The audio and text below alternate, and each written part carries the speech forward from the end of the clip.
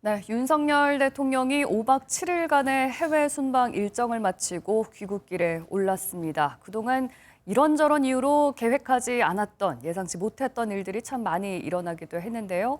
자세한 소식 오늘 두 분 모시고 이야기 나눠보도록 하겠습니다. 박진영 숙명여대 개관교수, 이종근 시사평론가 나오셨습니다. 어서 오세요. 안녕하십니까? 네, 어서 오십시오. 5박 7일 동안 여러 가지 일들이 있었습니다. 영국, 미국, 그리고 캐나다까지 이 순방 일정 저희가 되짚어보면서요.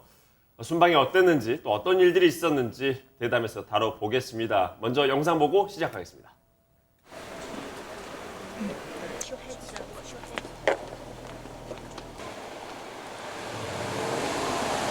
대한민국은 국제사회의 책임 있는 일원으로서 세계 시민의 자유와 국제사회의 번영을 위해 책임과 역할을 다할 것입니다.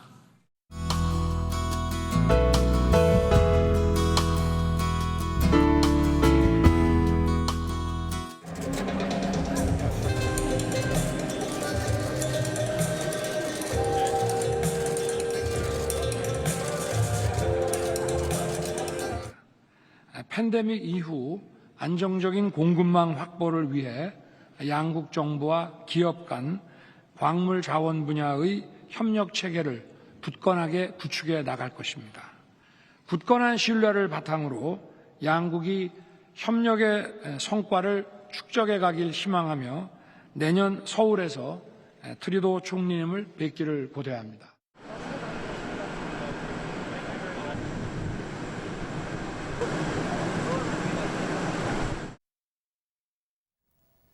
트루도 총리와의 만남 그리고 마지막에 전용기를 타고 들어오는 모습까지 보셨습니다. 먼저 총평부터 여쭤볼까요? 이종훈 평론가님. 네. 이번 두 번째 해외 순방이었어요. 네, 그렇습니다. 총평해 주시자면 어떻습니까? 첫 번째 해외 순방이었습니다. 사실 왜냐하면 지난번에 나토 순방이라고 이야기하지만 순방이라는 건 여러 나라를 돌아다니는 건데 나토 정상회담은 한국가에서만 열려서 네. 언론들이 자꾸 오보를 하더라고요. 이번이 첫 번째 순방이었고요. 그다음에 사실 정파 정치 그러니까 파당 정치가 너무 심각해서 미국이나 우리나라나 무엇인가 이 대통령이 무엇인가만 하려고 하면 그것을 비토크라시 즉 반대를 하거나 트집을 잡으려거나 하는 게 너무 많았거든요. 이번에 참 극악하게 심해졌습니다. 이를테면 네. 초대도 받지 않았다. 영국에 이런 흑색 선전이라든지 조문에 대해서. 베일 검은 베일은 왕족만 쓴다든지 또는 영국 일정 중에 갑자기 김건희 여사가 사라졌다든지 이런 거의 소문에 불과한 가짜 뉴스들이 횡행하는 가운데서도 어쨌든 영국 조문은 어떤 의미가 있냐면 영연방 국가가 53개국이나 모였습니다. 네. 그래서 사실상 우리가 부산 엑스포가 굉장히 중요하거든요. 지금 이재용 부회장도 특사 영국을 딱 집어서 특사를 보낸 이유가 네. 영연방 국가들의 한 표 한 표가 중요하기 때문입니다. 그래서 일단 얼굴 도장이라도 찍었다는 건 굉장히 중요한 거거든요. 영연방 국가들을 만날 수 있었던 네, 거. 비록 조문은 가지 못했지만 의미가 조문이란 있다. 건 좀 길어지는데요.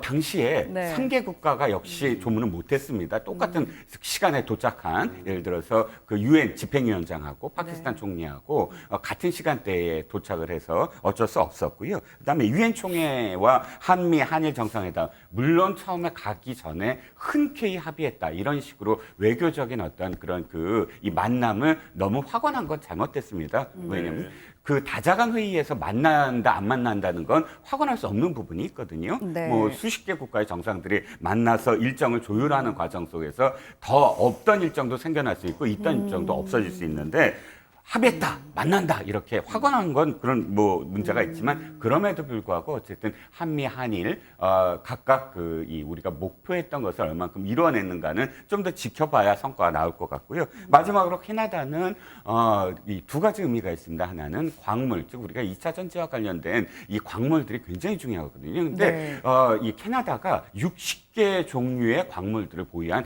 광물 저기 부국입니다. 그래서 리튬이라든지 코발트라든지 2차 전지와 관련된 안정적인 공급망을 확보했다라는 측면. 마지막으로 AI와 관련해서 캐나다가 1970년대부터 AI 번역 이 시스템을 갖출 정도로 최초 강대국이에요. 그래서 AI와 관련된 그런 협력을 이끌어냈다라는 것, 이런 정도가 또 마지막으로 1조 원이 넘는 투자를 미국에서 유치했다는 것, 이런 것들이 어느 정도는 성과를 이루지 않았나 싶습니다. 영미 캐나다에서 있었던 중요한 포인트들을 위주로 이제 이종훈 평론가님께서는 짚어주셨고, 박신영 교수님은 이번 해외 순방 어떻게 평가하십니까?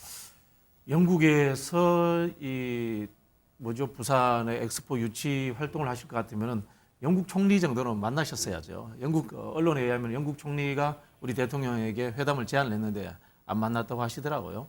그런 분도 좀 지적을 해야 될 것 같고요. 제가 보기에는 이제 국제 외교를 할 만큼 대통령의 자질과 품격이 모자란다. 그 말씀을 드리고 싶고요.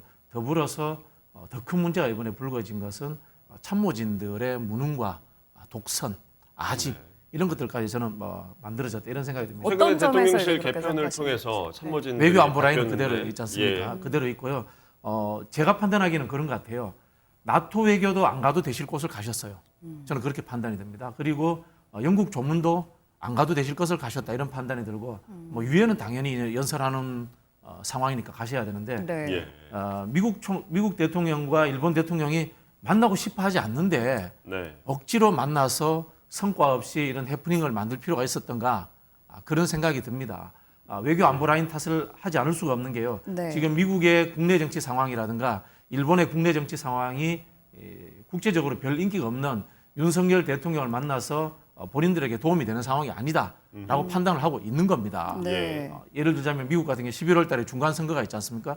중간 선거가 있는 상황에서 국내 일자리를 표현하자면 미국이 지금 우방국들의 일자리를 약탈하듯이 뺏어온다 이런 비평도 듣고 있습니다. 이런 상황에서 윤석열 대통령이 만나서 할 이야기는 뻔하잖아요. 배터리 문제라든가 바이오 문제 이런 것들을 미국에게 항의하고 요청을 할 건데 바이든 대통령 그런 소리 듣기 싫으니까 아예 안 만나려고 한 거 아니겠습니까? 그런 부분인 거고 기시다 총리도 마찬가지입니다. 지금 지지율이 낮은 상황에서 윤석열 대통령과 어떤 해법도 없이 만나봐야 본인의 지지율에 도움이 안 될 거라고 생각을 하고 있습니다. 그런 상황에서 괜히 표현이 그렇습니다만은 구걸하듯이 이렇게 만나러 간 것이 아닌가 그런 생각이 들고요. 그 이면에는 저는 이 외교 안보 라인의 무능함 또 이 외교 안보 라인들이 보면요 대부분 흔히 하는 이제 뉴라이트 출신 학자들이에요. 뉴라이트 출신들이 가지는 사고 자체가 이제 식민지 근대화론에 근거하고 있기 때문에 일본에 대해서 우호적입니다. 그리고 한미일 동맹을 삼각축을 만들어야 되겠다는 생각, 유사시에 한반도에 자위대가 올 수도 있다는 그런 이야기들을 하신 분들이에요. 이런 분들이 주위에서 전부 다 포진하고 있으니까 외교가 일방적으로 되고 균형감이 없어지는 겁니다. 그래서 저는 이번 그 순방을 계기로 해서 외교 안보 라인을 전면적으로 교체해야 된다. 그 말씀을 드리고 싶고요. 균형감을 맞춰야 됩니다. 문재인 정부 때 보면요.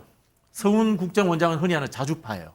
정의원 그 외교안보실장은 친미파예요. 균형을 맞춘 거예요. 상대적으로 의견이 다른 사람을 같이 쓴 겁니다. 이런 식으로 해서 균형감을 맞춰야 되는데 지금의 일방적인 생각을 갖고 있는 사람들을 외교 안보 라인에 섰을 때는 동종교배입니다. 동종교배는 뭡니까? 병이 생깁니다.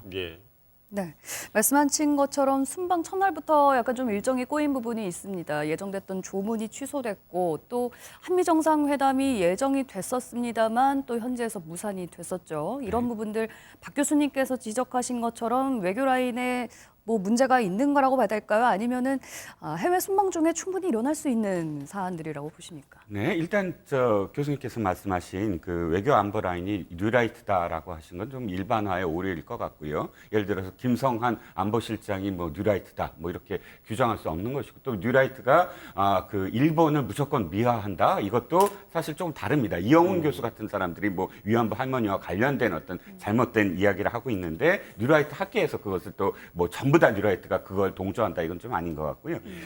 하나만 더 말씀드리면 김태효 지금 대통령실의 김태효 차장이 이 자위대가 들어올 수 있게 한다라는 거를 뭐 논문에 썼다고 하지만 그 안에 들여다보면 자위대가 무조건 우리나라에 들어온다는 게 아니고 한국전이 발발할 시에 일본인 제한 일본인들을 수송하기 위한 수송하는 부대를 들어온다 이런 어떤 스토리지. 예를 들자면 우리가 지난번에 파키스탄이나 아프가니스탄에도 뭐 우리 교민들을 지금 철수시키기 위해서 우리 공군 특수대가 가서 철수해 왔거든요. 네. 그 부분을 확대해서 무조건 참전을 해서 뭐 네. 자위대가 우린 뭐 한국전에 참전한다. 이건 좀 다른 이야기입니다. 네. 저도 교수님이 우려하던 부분에서 상당 부분을 걱정을 해요. 예를 네. 들자면 아까도 제가 조금 표현했지만 확언을 할 수 없는 거거든요. 외교는 수사가 있어야 돼요. 왜냐하면 여지가 있어야 돼요. 만날 수도 있다. 그렇죠. 까지만 노력을 하겠다. 괜찮은데. 노력 경주하고 있고 네. 어떤 성과를 내기 위해서 외교부는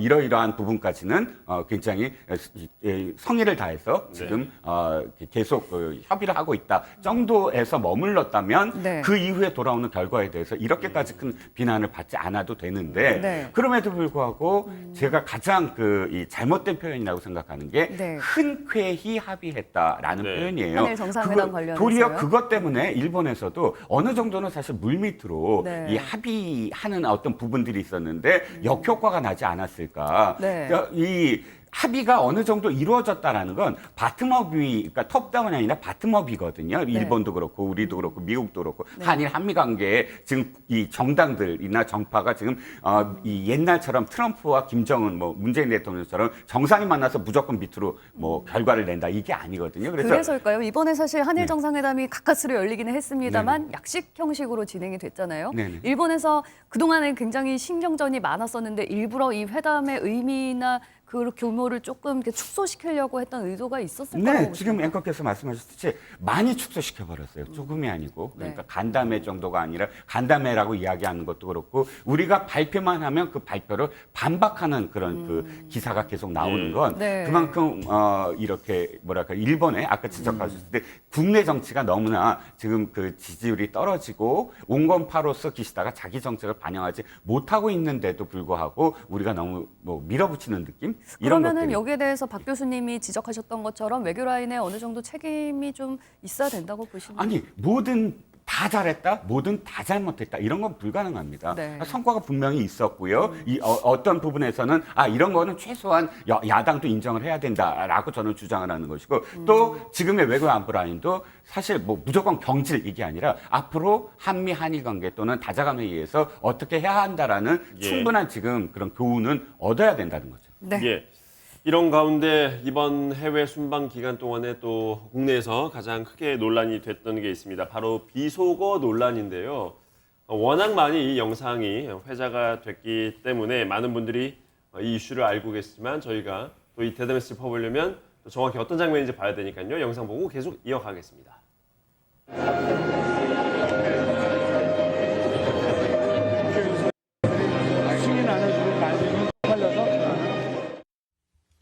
지금 다시 한번 들어봐 주십시오. 국회에서 승인 안 해주고 날리면 이라고 되어 있습니다. 여기서 미국 얘기가 나올 리가 없고 바이든이라는 말을 할 이유는 더더욱 없습니다. 저희로서는 대통령실의 예. 해명을 믿을 수밖에 없지 않겠습니까? 우리가 이게 그 국회에서 승인 안 해주고 날리면이라고 돼 있는 여기서 미국 얘기가 나올 리가 없고 우리 국회에서 1억 달러를 승인해 줘야 되는데 과연 이게 어떻게 될까라는 그런 우려 이런 것을 그냥 지나가면서 사적인 혼잣말로 한 것입니다. 그래서 대통령실이 무려 15시간 만에 내놓은 것은 진실과 사과의 고백이 아닌 거짓 해명이었습니다. 국민의 대표기관인 민주당 169명의 국회의원이 정령입니까? 윤석열 대통령은 이번 외교 참사와 거짓말로 국민을 기만하고 국제적 망신을 자초한 데 대해 국민께 직접 사과해야 합니다. 자, 윤석열 대통령이요. 미국의 한 행사장에서 미 의회를 겨냥한 듯한 이 비속어 발언, 이 논란이 됐는데 김은혜 대통령실 홍보수석이 해명을 했습니다. 그 국회는 미 의회가 아니라 우리 국회를 뜻한 것이었고 그리고 바이든이라고 국내에서 알려진 그 단어는 바이든이 아니라 날리면이라는 단어라는 겁니다. 좀 유심히 들었을 때도 좀 헷갈릴 수 있는 대목이긴 한데요. 이종훈 평론가님. 네. 이러한 대통령실의 지금 해명 네. 받아들이십니까? 지금 이거일 것 같아요. 대통령실은 어쨌든 비판을 받을 수밖에 없어요. 그러니까 대통령의 어떤 품격 문제는 어차피 야단은 맞아야 될 부분입니다. 누구한테 했던 간에 그런 표현은 잘못된 거잖아요. 그런데 중요한 건 이런 리스크가 있을 때 가장 중요한 거는 정면 돌파거든요. 즉 정면 돌파가 사실 그대로 이야기하겠다. 아니, 우린 이 미국 의회를 지금 지칭한 것보다 저는 우리 의회를 지칭한 게 사실 더 큰 문제라고 저는 생각을 해요. 예. 네. 어떤 의미에서는 외교 비화 얘기하지만 사실 미국 대통령의 이 표현 중에 정말 선 오브 땡땡 하는 대통령 엄청나게 많았습니다. 공식 석상에서도요. 예. 트럼프도 그랬고 바이든도 그랬고 또 우리가 아는 트루먼 대통령도 또 존슨 대통령 CNN이 이렇게 표현했더군요. 미국에서 가장 욕을 많이 한 대통령이다. 공식 석상에서. 이런 대통령들 많았어요. 하지만 그럼에도 불구하고 이 모든 것들이 가십성 기사에 머물렀거든요.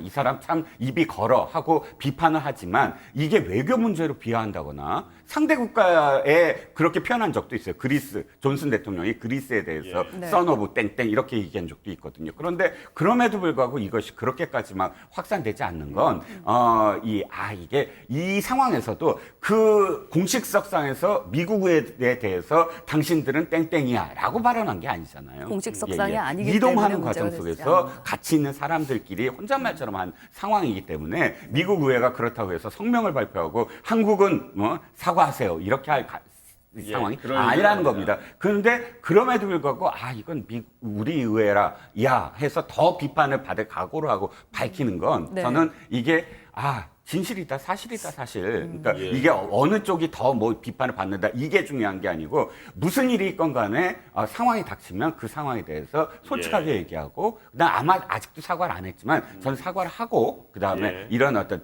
국회 사과를 하고 다시 어떤 요청을 하고 하는 그런 과정들이 꼭 필요하다고 예, 생각합니다. 박 교수님께서는 김은혜 수석의 해명이 좀 납득이 되십니까? 이 사건이 있고 바로 그 기자들의 단체 SNS 방에 보도 협조 이야기가 있었습니다. 네. 보도 협조 이야기가 있었다고 하면은 대충 어느 것이 더 진실에 맞는지 알 거 아닙니까, 그죠? 그러니까 보도를 되도록 좀 자제해달라라고 그렇죠. 하는 그 협조 요청이 있었던 이유를 봐야 우리가 이제 된다라고 하는 말씀인가요? 짐작하면 예. 다 알 거 아닙니까? 짐작하면 알 거라는 생각이 들고요. 제가 우화를 하나 말씀드리겠는데요. 벌거벗은 임금님도 문제가 있지만은 임금님이 벌거벗었다는 것을 이야기하지 않은 신하들도 공범입니다. 네. 지금 제가 봤을 때 이 김은혜 홍보수석이라든가 정진석 비대위원장 이 여권의 핵심부가 하고 있는 일들은 똑같이 예. 지금 나라를 망치는 일에 공조하고 있는 겁니다. 혹시 우리 이제 뭐 지록 말씀해 주세요. 위마라는 이야기 아시죠, 그죠? 예. 사슴을 보고 말이라고 했다. 진시황이 만든 진나라가 불과 몇십 년 만에 망합니다. 예. 간신들과 신하들이 똑같이 진실과 거짓을 섞어버립니다. 네. 이게 지금 대한민국 외교가 참사를 맞는 그리고 또 이게 수습되지 않는 이유이기도 합니다. 박 교수님께서도 바이든이라고 하는 단어가 아니라 김은혜 수석의 설명대로 날리면이라고 하더라도 문제가 심각하다고 보세요. 문제가 심각하죠. 그 EXX 베이비 예. 그 발언 자체가 심각한 문제가 되는 것이다. 저는 그런 생각이 들고요. 이게 또 왜 그러냐면요. 이 IRA라든가 그 배터리 문제 이런 것들 예. 대통령이 바이든 대통령을 만난 이유가 그런 것들을 이야기하려고 만난 거 아닙니까? 그런데 이런 부분들을 개정을 하려면은 미국 의회를 통해서 개정이 이루어져야 됩니다. 예. 네. 제가 보기에는 한 11월 달 이후에 미국 중간 선거가 끝나고 나면은 이제 한국 정부라든가 우리 당의 기업들이 거기 가서 충분히 입법 로비를 해야 됩니다.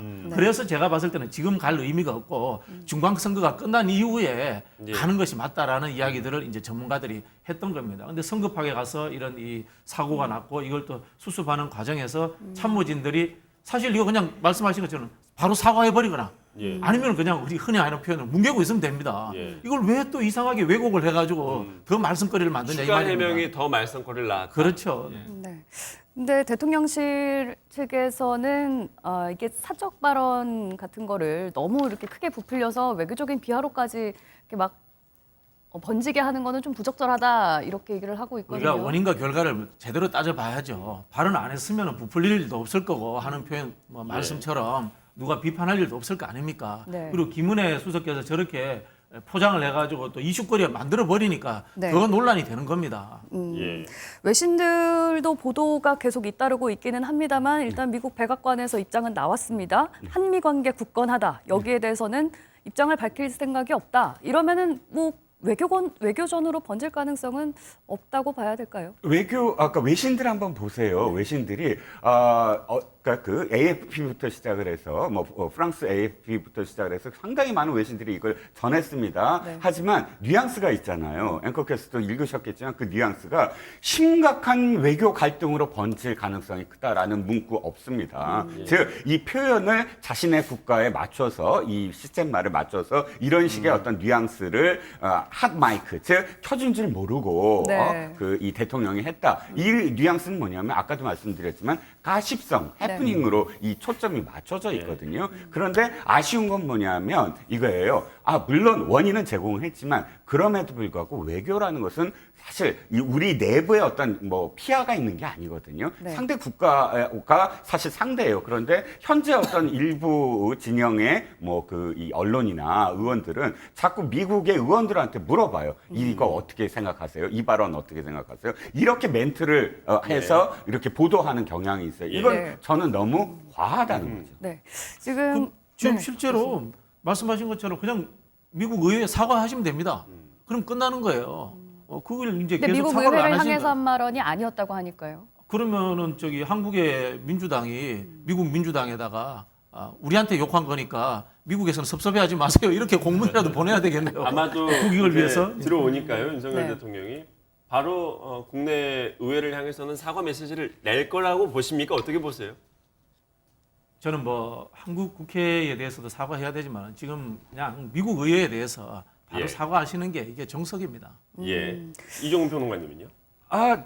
지금 한국 국회에 했다고 하니까 그럼 예. 한국 국회에 당연히 사과를 해야 되겠죠. 네. 그러니까 바이든 대통령도 이 폭스뉴스 기자를 향해서 이렇게 땡땡이라고 네, 표현했다가 사실 사과를 하니까 바로 받아들였잖아요. 나 네. 앞으로 그런 질문 계속 할 거다라고. 네. 근데 이런 것들은 사실 공식적으로 지금 의미를 담고 한 그런 외교 발언이 아니니까 네. 충분히 해프닝처럼 이렇게 넘어갈 수 있는 부분이고 또 예. 대통령이 그간의 언행에 대해서 지금 사실 계속 비판이 누적됐기 예. 때문에 네. 앞으로 나의 어떤 발언이라든지 또는 나의 어떤 태도라든지 이런 것들에 대해서 되돌아보는 계기가 됐다. 이런 수준의 유감 표명이 꼭 있어야 된다고 봅니다. 예, 조금 전 잠시 화면에 나갔습니다만 대통령 지지율이 다시 20%대로 살짝 내려앉았는데요. 박준영 교수님, 이 조사는 조사 기간을 보면 9월 20일부터 22일이니까요. 순방 기간에 있었던 일들은 아마 영국에서의 이 조문을 못한 조문 거 외교. 이거는 이제 반영이 포함된 것 포함된 것 같은데 같고 미국에서의 비속어는 이제 포함이 되지 않은 것 같습니다. 예. 우리 이제 언론에서 그런 이야기 많이 하더라고요. 정상 외교는 실패한 적이 없다. 그 이야기하는 이유는 사실은 두 가지입니다. 첫 번째는 사전에 다 합의해놓고 가서 이제 서명하고 예. 브리핑하고 하는 세리머니만 하니까 당연히 좋은 거죠. 그리고 네. 또 한편은 뭐냐면 기자들이 따라가잖아요. 예. 따라가면서의 이 관계라든가 이런 것들이 형성이 잘 되기 때문에 기사를 잘 써줍니다. 그리고 기사도 많이 나오고 그렇죠. 많이 나오고 이렇기 때문에 국내 정치에 굉장히 큰 도움이 됩니다. 네. 그런데 순방막 가면은 이렇게 지지율이 역으로 떨어집니다. 예. 이것은 제가 봤을 때는 대통령의 이제 자질 문제와 아까 예. 말씀드린 외교 안보 라인의 문제 예. 이런 부분들이 있고요. 근본적으로 잘 될 가능성이 없는 외교를 하러 가시는 것 같아요. 제가 봤을 때. 나토를 꼭 가야 될 이유가 있었는가? 예. 그리고 꼭 아까도 말씀드렸지만 미국과 일본 총리를 꼭 만나야 될 이유가 있었던가 당장에 이런 부분들에 대해서 네. 판단력이 저는 떨어지고 네. 있다. 이 말씀을 좀 드리고 예, 싶습니다. 아주 짧게 예, 예. 10초 정도만 부탁드리겠습니다. 자, 첫 번째는 나토와 똑같이 지금 지지율이 떨어진다. 나토 예. 때 지지율이 떨어졌었어요. 근데 확 올랐습니다. 왜냐하면 성과 때문이에요. 폴란드와 그 체코의 그 계약, 네. 성과, 그 성과가 있으면 다시 오르는 것이거든요. 이번에도 전 마찬가지라고 생각합니다. 예, 네. 알겠습니다. 오늘 대통령 해외 순방 집중적으로 분석을 해봤습니다.